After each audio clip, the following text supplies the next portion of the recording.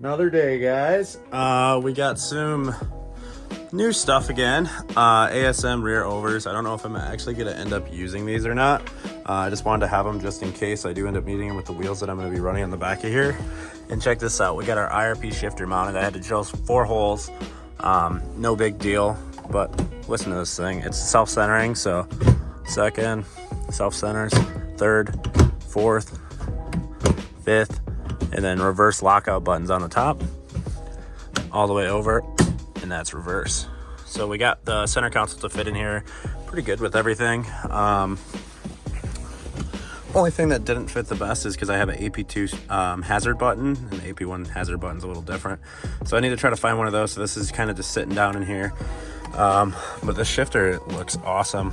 I was worried about hitting the dash while shifting, but luckily it doesn't seem like that'll be an issue, so that's really cool.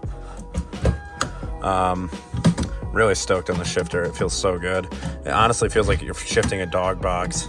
Let's take a look underneath the car as well. We got some more stuff under here.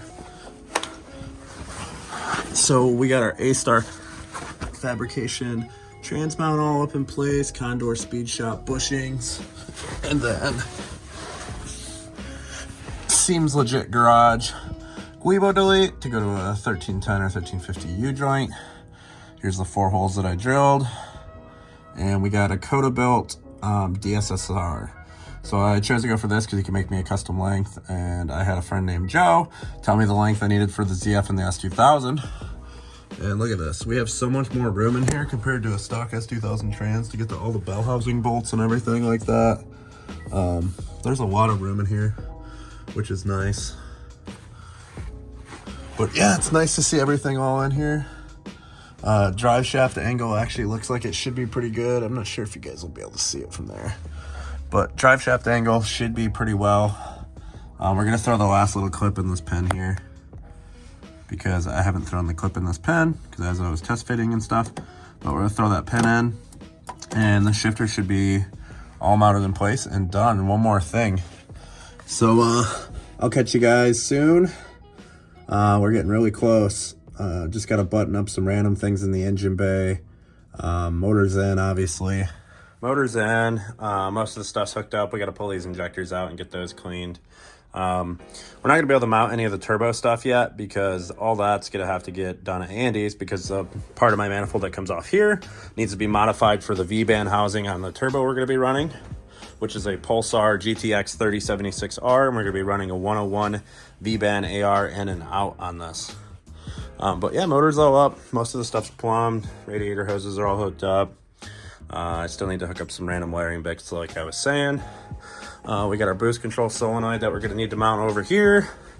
Probably mounted on the firewall somewhere like here, down under here. And then we got our quick release vacuum line that comes all the way over to the side of the manifold, and we're going to need to connect it here. Also need to put a new quick disconnect in here because this one did break, so I just need to thread a new one into the manifold there, and we should be all good there. We also got some new Link goodies: CAN Lambda to monitor our AFR, CAN extension cable for the dash and the CAN Lambda to connect, the CAN connection cable. This is to plug into the actual ECU board so you can make all your connections through CAN, expansion looms, and a CAN splitter cable. So we got our ECU in, and the really cool thing about the Link ECUs, the plug and play boxes, is they go right inside the factory case. So this is actually a Link ECU inside the factory case, so it can mount up in the factory bolt points. And then I had to drill a couple holes as far as for the expansion looms that I'm going to be running extra sensors like oil pressure, fuel pressure, coolant pressure, flex fuel eventually, and then this is our tuning cable coming out. So we'll put this up in the factory location. I actually cut all my old tabs off that used to mount factory, so I'm just going to put some Velcro on the backside here and Velcro it where it used to be at. So here's the Link ECU inside the factory case. We got all of our wires with holes routed out. CAN wire is right here. There's 2 CAN ports. This is an expansion port and then 2 more additional expansion ports, but I'm going to only be using 2 of the expansion ports.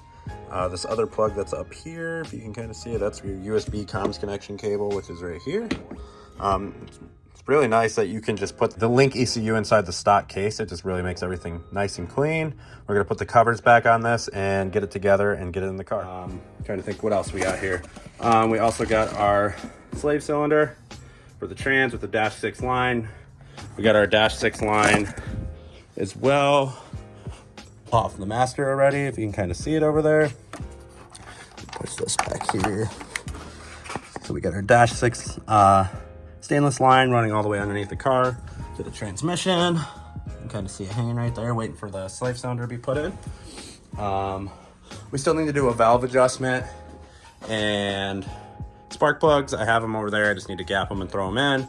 Coil packs, hook up a few other random things.